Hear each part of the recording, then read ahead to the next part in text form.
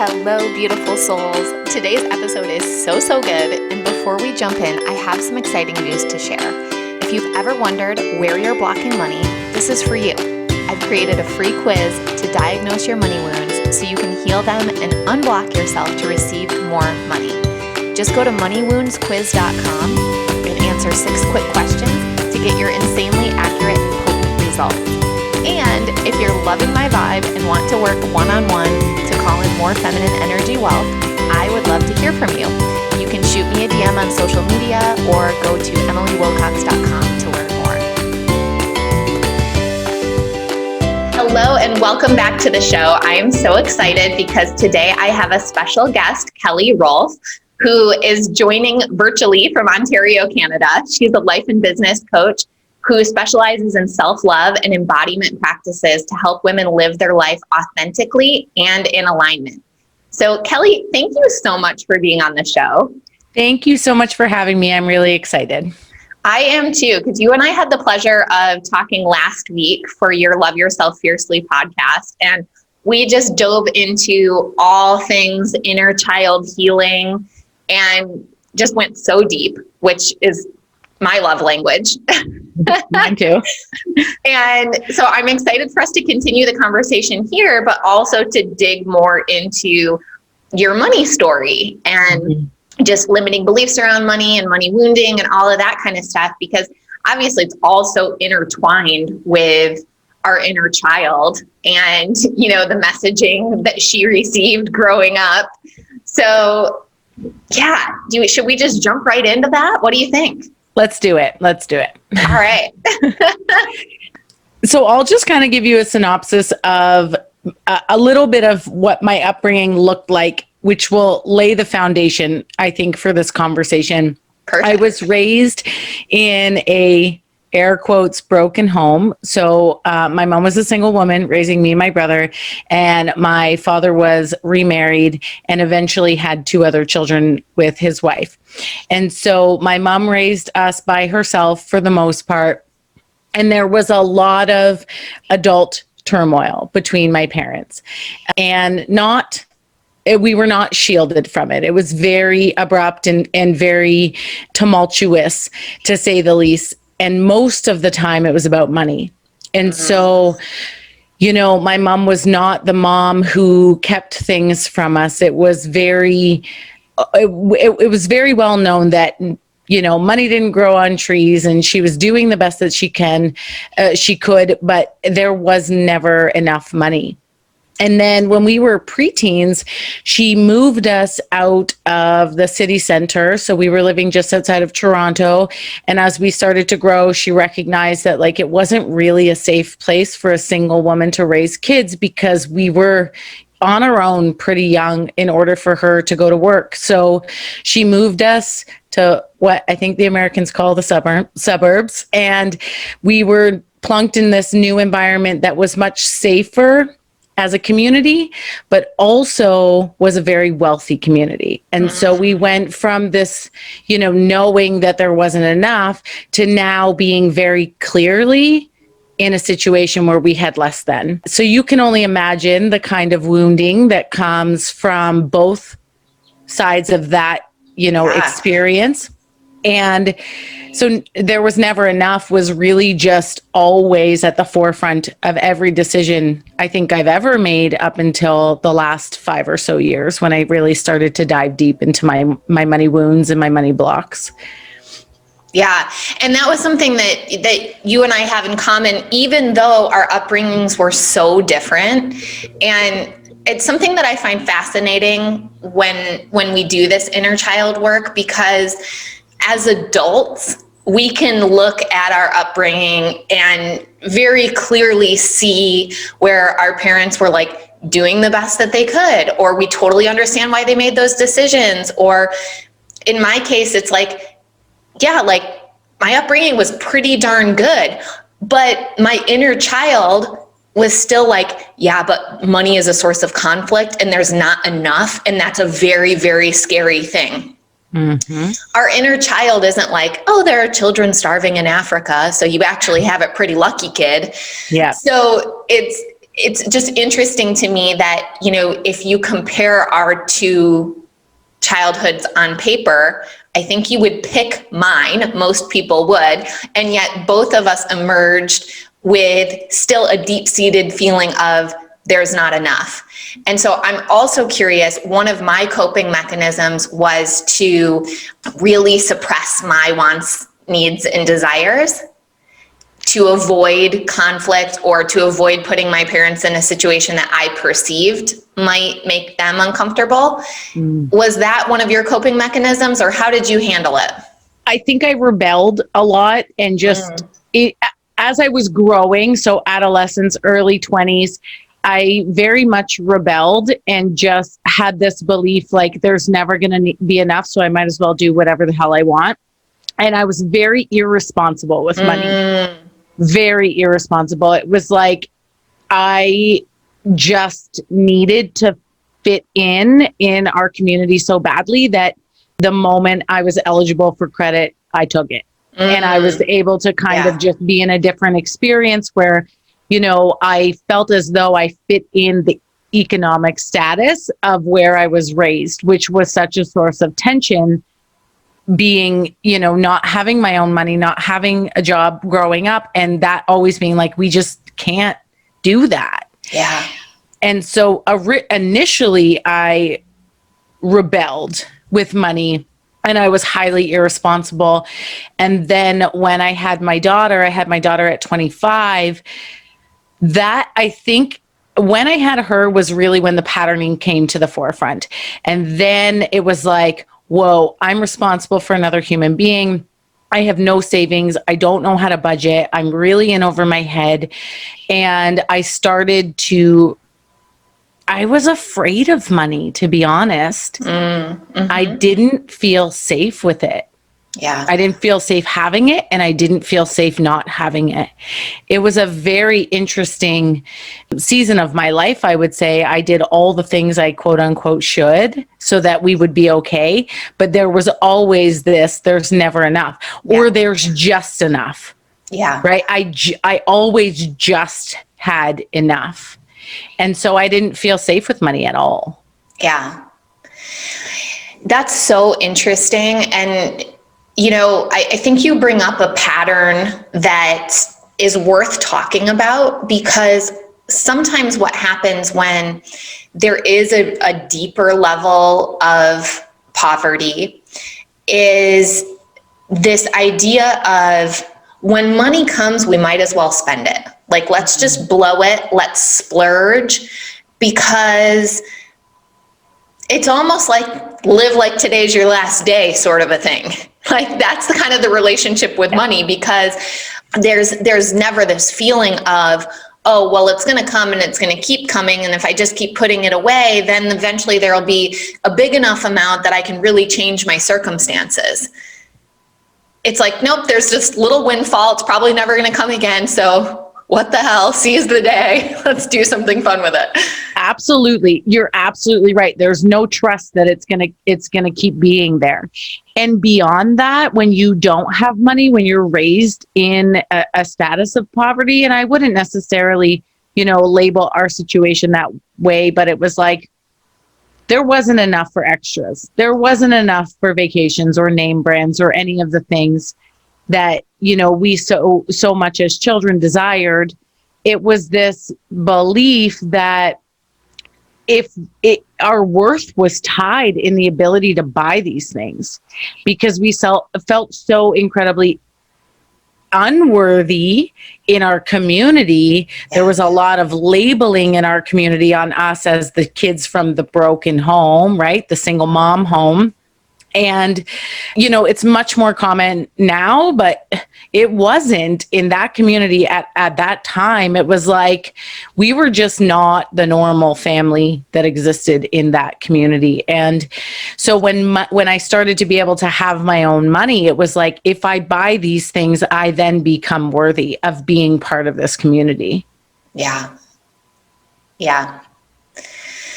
So then we fast forward, and you're a mother, you're raising your daughter, and you have a relationship with money where I can't trust it.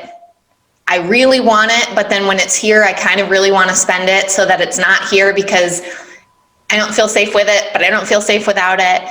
Mm-hmm. And I've also made this mean something about my worth as a human, and now maybe even my worth as a mother, and whether or not I'm succeeding at that new role. So, and of course, all of this is happening subconsciously. So I'm really curious, at what point did you learn about doing inner child healing? At what point did there become any awareness of like, oh, this is my own inner work to do. This is really unhealthy. And that's what's actually going to change things.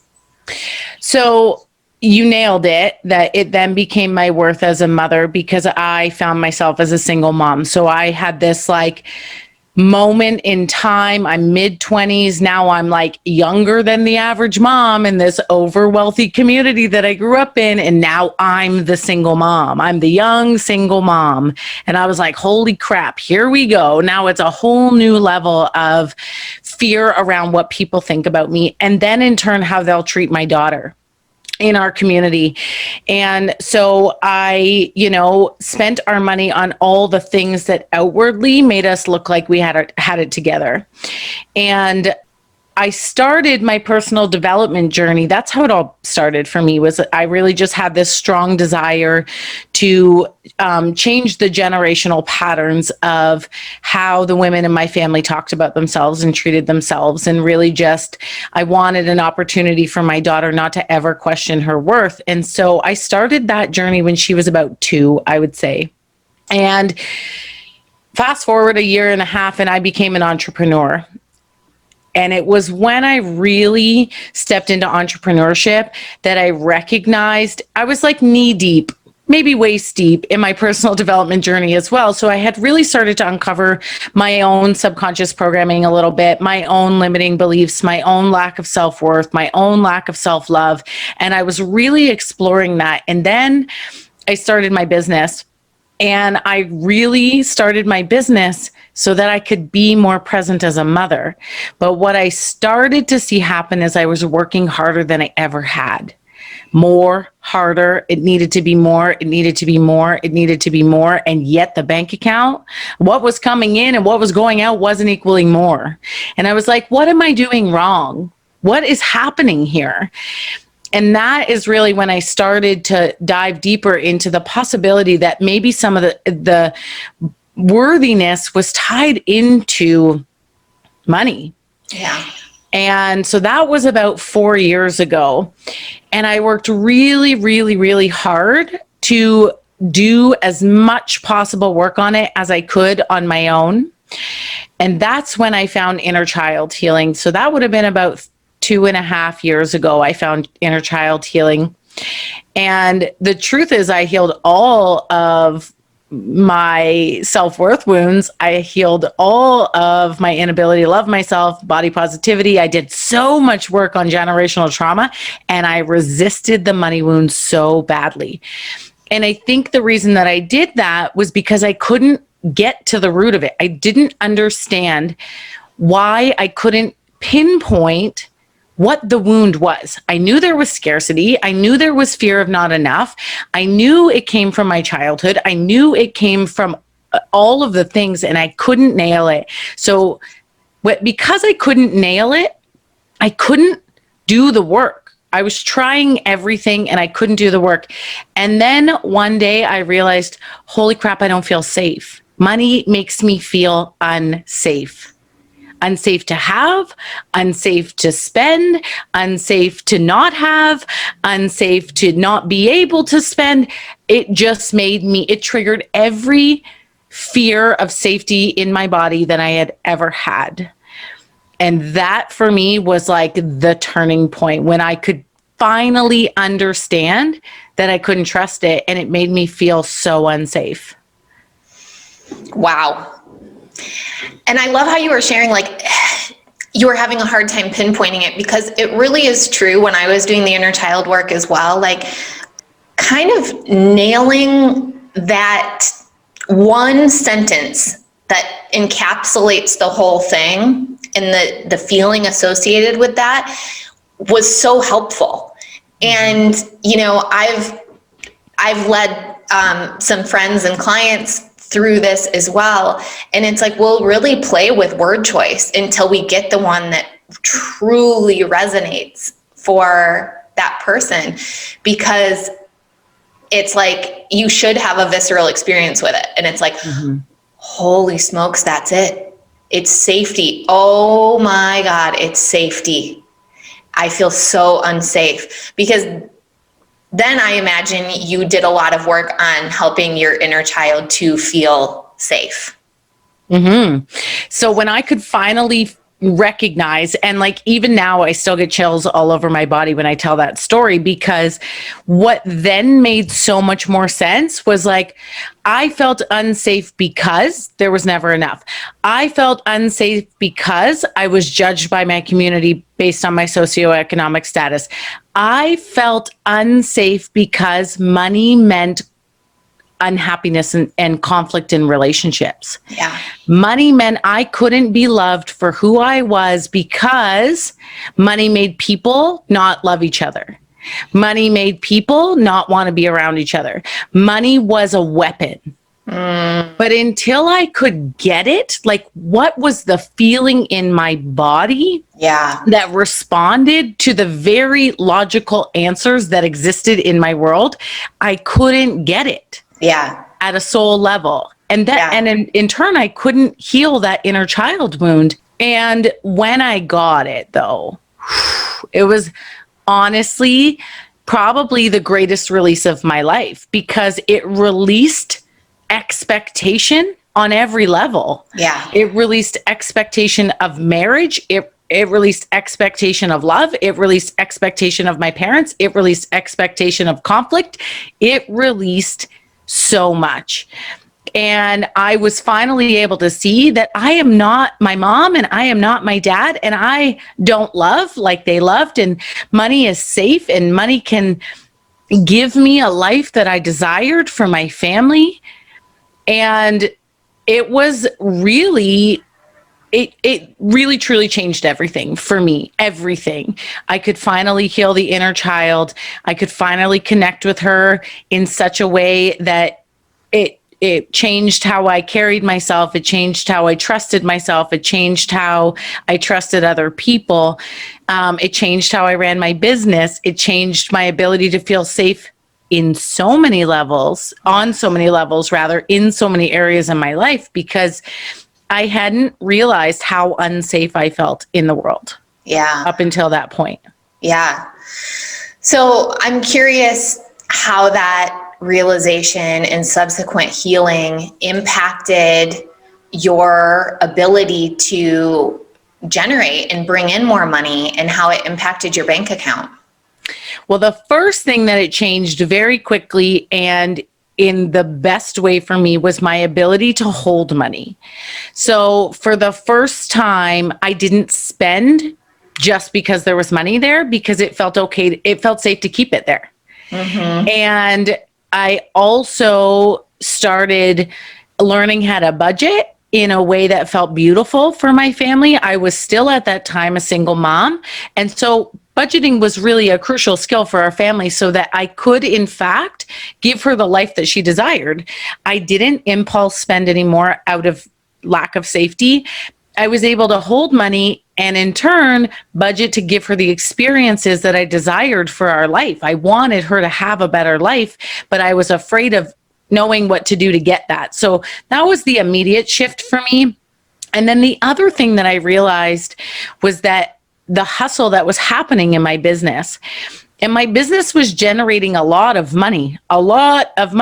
And it was like, so at the time, it was my first full year in business, and we generated $127,000. And that was a residential cleaning business. And at that time, that was unheard of in my neighborhood to have that much success in that little time in that industry. But where was it? Right. That was my golden question. Like, where is all this money going? I don't have staff. I have very little overhead. I was literally generating that much money in time in exchange. Right. So I was running myself into the ground. And so at that time, I was like, okay, this is not why I became an entrepreneur. I became an entrepreneur for time freedom to be the mom I wanted to be. In my previous life, I worked in mental health and I needed a change. I always say, my daughter was getting what was left of me, not what was best of me. Mm-hmm. And that was the reason that I became an entrepreneur in the first place. And here I was working twice as hard. Yeah. And there still wasn't, quote unquote, enough. Yeah. And so I hired a business partner, split the load 50-50, and I split the work 50-50. And ironically, the business doubled. It doubled, but the work didn't. We started implementing practice that allowed us to scale around our life of desire. Mm. And it was crazy. So now I had this business that was almost $250,000 a year, and I was working 23 hours a week. And my business partner was working 23 hours a week. And nobody could understand how the hell it was happening. It made no sense. It just made no sense because we were still technically working physically in exchange for money. But we had started to understand, both of us, both my business partner and me at the time, started to really understand the quantum field and unleashing abundance. And so, or unlocking abundance rather. And so we were able to increase our rates, lower our workload, streamline the process. We started to put systems in place that allowed us to live our lives. And it was pretty cool. It was a pretty cool experience for the first time in my life to be able to go home at the end of the day and have the energy and have the desire and live the life that I wanted so badly to create for her. And had money in the bank. It was like the craziest experience. I'd never felt that way ever in my entire life before. Wow. I love that. And it's so true. Like the feelings around you and your daughter and the money is like the real prize, right? Like money's great. We want money. Like that is necessary and delightful when we can have a good relationship with it. But I imagine that equally, if not more rewarding, was how you were feeling about yourself as a mother, as a businesswoman, and seeing and reaping the rewards of the inner work. For sure. It was wild. And I'm sure we'll dive into this. It was wild. And it was also a deeper level of my self-understanding, right? So it was like, whoa, we have all this money. We have this really cool life. This is really great. And there's still some significant work to do because simultaneously at the same time, people were starting to ask me, how are you doing what you're doing? How is this happening? And I mean, that's, I really want to talk about how I kind of lost all the wealth and rebuilt it because that's an important piece here too. Yeah. And so that's when I entered my coaching business, and because people wanted to know, how are you doing this? How are you making this much money, working that many hours, having the life that you want? And also you're incredibly happy. Like, I don't really get this. I don't really get what's happening. Teach me your ways. Yeah. And so I transitioned into coaching then, and I went really, really deep at that point, really deep into the inner child healing and understanding of energetics. And I realized that the exchange in time for money was really a much deeper block in my life of worth. That it had to be hard. It had to be physical. It had to be that way. And I wanted no part of that. No part of that. And I was like, wait, this doesn't feel good. This feels like more of that lack of safety. And when the pandemic hit in March of 2020, my cleaning business here in Canada was shut down fully, completely gone. And I was like, uh-oh, now what? Yeah. Now what? And I had been coaching for a year, and I hesitated saying that because I was dabbling. I love being a coach.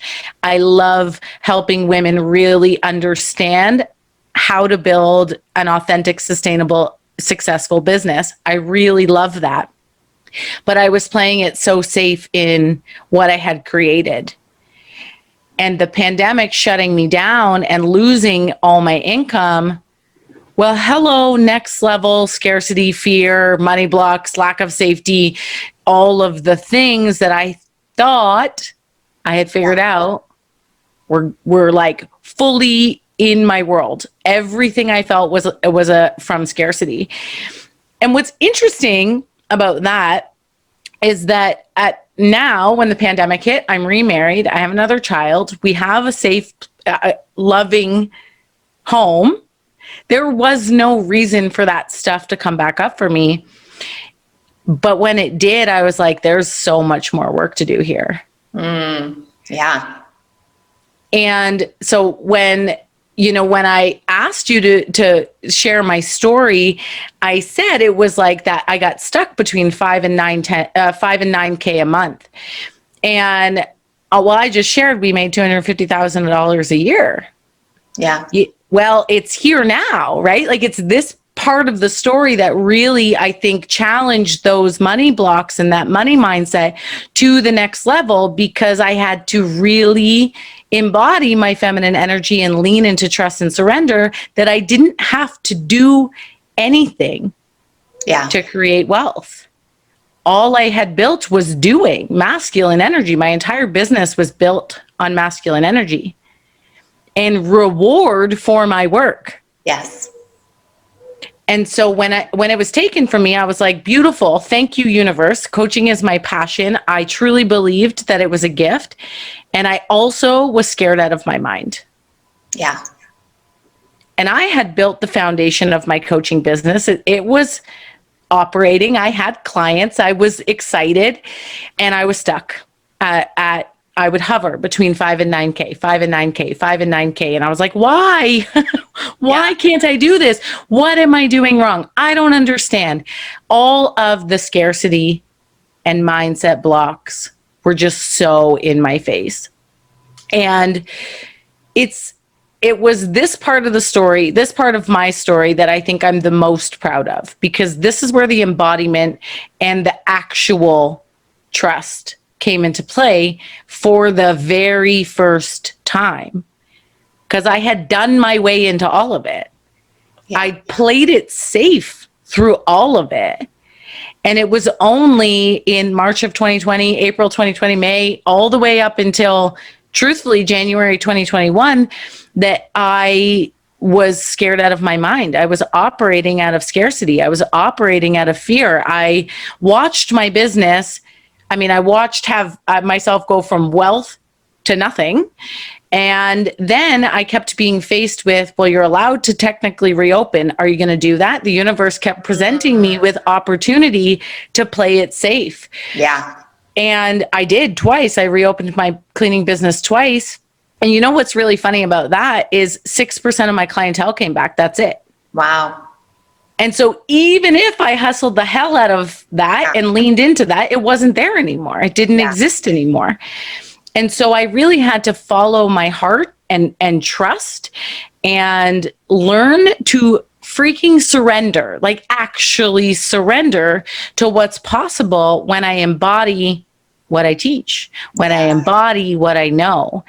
And it took me months and months and months and months and months to really, truly say, fine. I will surrender. I will do it for real this time. I will honestly do all the things that I need to do to release the scarcity and trust. Yeah. And it was in January of this year that I was just like, it's now or never. Either I have to take responsibility for the life that I desire, the love that I desire, the wealth that I desire, and truly embody what I know is going to propel me forward and stop being so afraid of what could happen. When I could do that, I went from hovering between 5 and 9K, and in January I had a 12K month. And I know it was very exciting. And every month I think I still go back and forth, but I have to keep challenging myself to surrender, because it's not, the feminine is not my default. Right.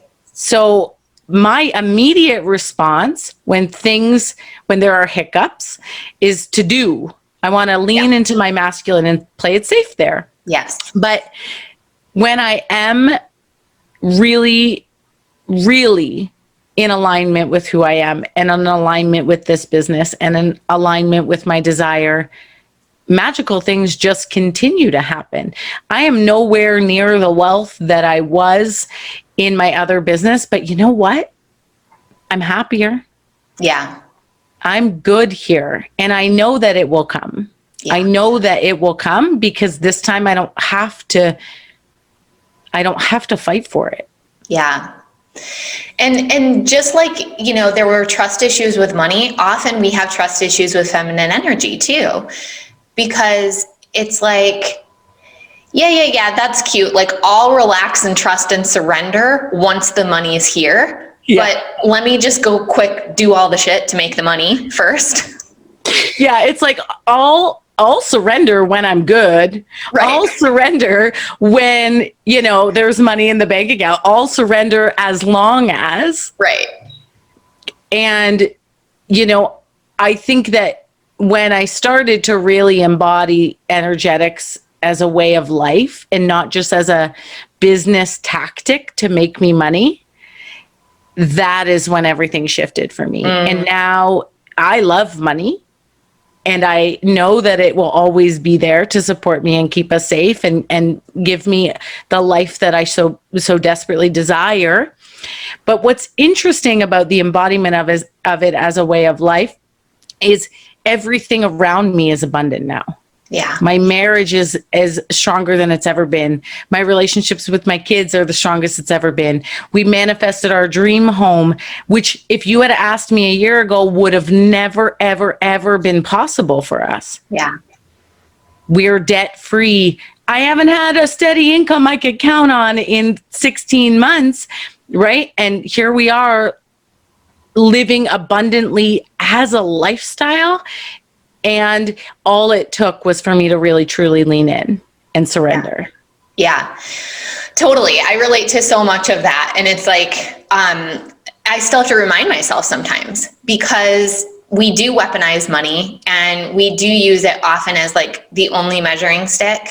And it is tied up with so many feelings of safety or not safe, or even though there's this much money, it's still not enough. So let me just keep going and all of this old patterning. And then it's like, I look around and it's like, well, actually, I'm just fine. I'm more than fine. I'm amazing. I'm doing so great. I'm in my dream home. I, like you, have an amazing relationship with my spouse, amazing kids. We have an incredible friend group. We go on vacations every month. I've got views of the Pacific Ocean on one side of my house. I've got a pool in my backyard. Like, life is freaking great. It is so great. And then I think like it was not that long ago that $5,000 a month would have changed everything for me and my daughter. Yeah. And I think sometimes I have to put that in perspective for myself. And honestly, $5,000 a month allows my family to have a pretty good life, because my husband also works. And so combined, we're good. Yeah. But we get caught up. We put so much power in money that we forget to look around at what is it all for. One of the concepts I teach in my coaching is like, what is it all for? Right. If we don't know what we're measuring as success, we'll never actually have it. Yeah. Success isn't dollars. Success is desire. So what does that mean for you? 6 very short years ago, for me, it meant a stable roof over my head, the ability to buy my kid new shoes 4 times a year because that's how much she grew. That wasn't that long ago. Yeah. And now my measuring stick of success is literally the life that I have. Yeah. I work from home full time. If my babies are sick, I'm home. If it's summer vacation, which it is, we're home. We have each other. The love in this house is like nothing I'd ever experienced in mine. Yeah. That's success. That is life. And if it's all about money, and we touched on this in the interview in mine, is like, you know, there are women in our world who are making multiple 6-figure months and are still questioning whether or not they're worthy, are still questioning whether or not they're successful. And so when I get stuck in that pattern of dollar signs, I always anchor back into like this overwhelming sense of, this is everything I could have ever dreamed of in my life. And it is not only enough, it is so much more than I ever thought was possible for me. And that is the frequency of abundance. And from that place of like moving me to tears, just living my own damn life, is more money. It's such an interesting thing that when we really get outside of the dollar signs and anchor into like, holy moly, what have we created? This is magical. Yes. That's where the magic actually happens. Totally. And someday I'm hoping that I have the vocabulary to explain this the way that I want to, because it is this funny illusion with money where it is all about the money for a while. And that's what gets us to do the inner work. Mm-hmm. Which is amazing, which then helps us realize that it's actually not about the money, but then the money will reveal more to us over time, right? Like we think that we've cleared the stuff and then we hit a new milestone and we feel unsafe or unworthy or whatever. And so it's like, the thing I love about money is actually, it's not even really the money. It's the way that money reveals to us our own opportunities to do the inner work. And then we do the inner work and we do make more money, but everything else in life gets so much better. And so it's like, that's the real prize. Mm-hmm. But also, if there was no money, we would never get to unlock those treasures. Absolutely. We would forever be afraid of the world. We'd forever be in lack and scarcity. And in survival mode. I mean, we need money. Yeah. You can't live on a hope and a dream, right? We don't get to just like, magically just live on love. And so there is a lot of fear and there is a lot of scarcity and there is a need for money. And we talked about lack of safety in my world. That also meant in every other area of my life. I was afraid to be seen by my partner. I was afraid to be seen by my kids. I was afraid to fuck my kids up. So afraid that I was going to screw them up. And so afraid that I couldn't trust my partner. And so afraid. The amount of fear that I carried in my body that I had not ever known. Yeah. Was crazy. And so the inner work is the true abundance. Yeah. It is. And, when we can really sit back and say there was a point where $5,000 would have changed everything or $10,000 a month would have changed everything. Yeah. When we've realized how far we've come and the life that we get to have because of the work that we've done and the lives we get to change because of the work that we've done, the ripple effect, it's just, it stops being about money. You nailed it. It stops being about money and it starts being about gratitude, which again, I already said is the frequency of abundance. And it becomes this like crazy, incredible cycle of like, how is this my life? How does this get to be my life?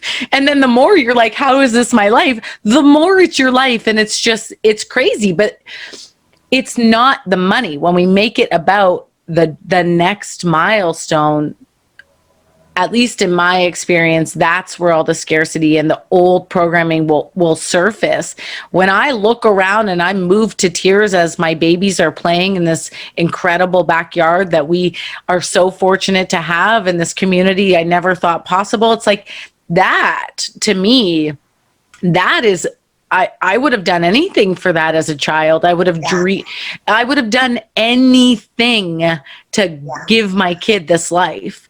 And here we are. And it's like, the more I like, which, sorry to my children, I probably cry while they play a lot because it's just, I get reminded on the regular, because I know for me, that's the ticket to my success, is the reminders of the life that I have.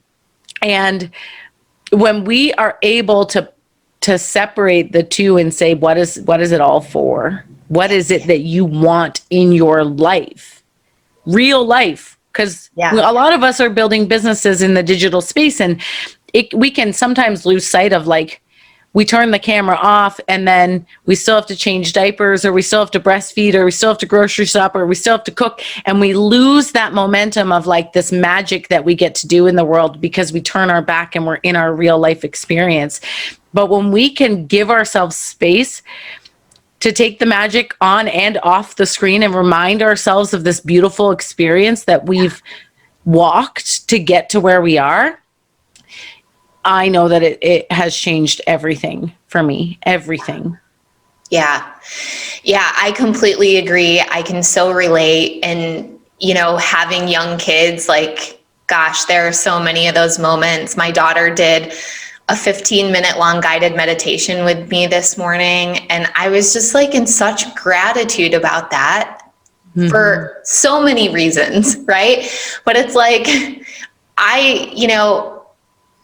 I'm thankful that I have done the inner work. I'm thankful that I was introduced to a path of meditation. I'm thankful that I've had self-discipline with that over time. And so it is just an integrated part of my schedule. I'm thankful that when I have a day where my calendar is more full, like today, I know that that means turn up the self-care. And so it's definitely a not negotiable this morning. I love that I'm able to model it for my children. And most days they're like, Mom, that's boring. I'm not doing that with you. And that's totally fine. And then there's mornings like this morning where my daughter sits with me the whole time. And I'm like, oh my gosh, I have a 6-year-old. Like, she's such a big girl. Look at her. She's sitting so still. She's meditating. Like, I can feel our energy just, beautifully dancing with each other. And it's like, it's so great. And those moments have nothing to do with money. At the same time, they do have to do with money, like we said, because money does, like, when we can do that work and we can get out of survival mode, then we truly can be in the present moment and in such gratitude for all these incredible experiences. And, just to touch on that mindfulness moment with your daughter this morning, we are, through the hard work, we are also changing the trajectory of our little girls' lives and their belief about money and their belief about self-care and their belief about what it means to be a wealthy woman, a healthy woman, a self-love warrior. Insert important piece of ourselves there. We get to teach them a different way. And I think as mothers, that is, like, really the moment that like brings you to tears, because we know what it took to get us to this place, and to know that they maybe don't have to do it that way to get to their place is incredible. And model really good, healthy habits in life and business for the next generation of powerful women.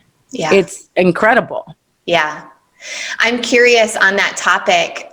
How do you talk about money with your kids? Ooh, so there's a couple of things along my journey that are not allowed to be said in my house, and I can't afford that, is one. And another thing is,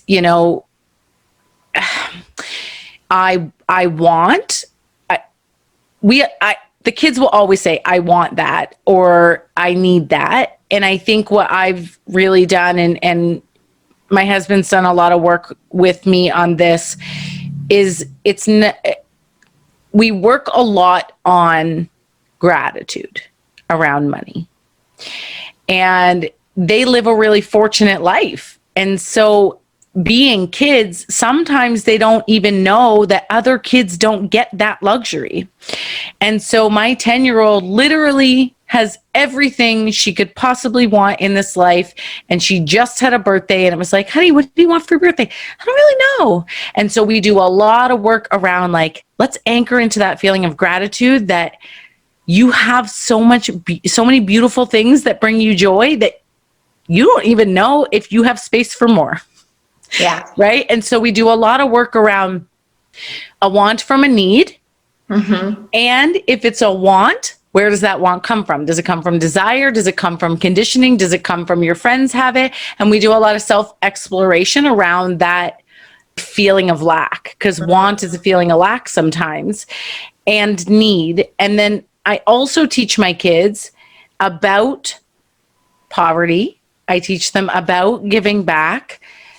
And I've had to do a lot of work with my own mother around this concept with my kids, because she's come a long way in her life. And so she is a relatively wealthy woman herself now. And her way of air quote, fixing her mistakes is through her grandchildren. Right. Which is a beautiful experience to watch my mother, who struggled to raise babies, to be able to give her grandkids anything that she wants to give them at the drop of a hat. Yeah. But as a mother who's trying to have conscious children, we do a lot of work around, do we need this or do we want this? And if we want this, like, tell me how that feels in your body, right? Really understanding the difference between, my body is like, hell yes, or is this triggered by conditioning? Like, all my kids have, or all my friends have this. And I want them to differentiate the difference between comparison amongst other kids or amongst other people, and really understanding their own desire. And my mom is like, Mom, you have to allow them to understand what it means to not have, so that they can be in gratitude for what they do have. Yeah. So I think that's the most important piece when it comes to money with my kids, is not, I don't want to create scarcity. We don't say we can't afford it. If it's like, that's not important to us this month, that's not important to us right now, let's put that in. We have a little jar, it's called a bucket list jar. And so they put, my daughter will put things she wants to do in the bucket list. And so I'll say, if you want to go to that place this summer, put it in the bucket list and we'll talk about it later, because it's important that she understands the value of money, and also the excitement around desire. Does that make sense? Yeah, totally. Oh, I love that. And I feel like, honestly, we could have a whole nother hour-long conversation just on that topic. So maybe we'll have to do a part 2. But I know that everyone listening is going to want to follow along with you and stay connected. So where are your favorite places to hang out? What's the best place for people to connect with you? Well, the gram is my jam, so I'm on there the most frequently, and you can head over to Kelly Rolfe Coaching and give me a follow. I'd love to get to know you. So if you heard me on this episode and you followed me because of that, send me a DM. Let's have a chat. And if you're like, tell me more about how all the things, I have a private Facebook community called Fierce Fempreneurs, Women Doing Business Differently. And I do a lot of really fun, free information trainings, whatever you want to call it, around how to balance your energies, how to be in harmonic balance in your business, in your life. It's a really beautiful community. I'm so proud of it. So those are the 2 places I spend the majority of my time. Perfect. Yeah. And then you also have the Love Yourself Fiercely podcast. So we'll make sure to link that in the show notes as well. Yes. Thank you so much for being here. Is there any last words that you want to share? Oh, thank you so much for having me. If I had one piece of advice for anyone who's listening that's really just in their own head about money, is define your own success. Define what that means to you. What kind of life do you desire? Take the money out of it and dream up what could be possible? What would life look like? How would you spend your days?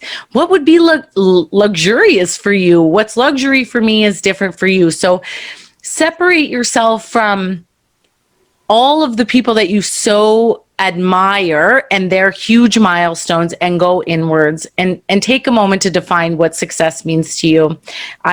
I know that'll really help you shift perspective away from lack and shift you back into desire and prosperity and abundance. Beautiful. I love it. And that's a perfect parting message. Kelly, thank you so much for your time today. Thank you so much.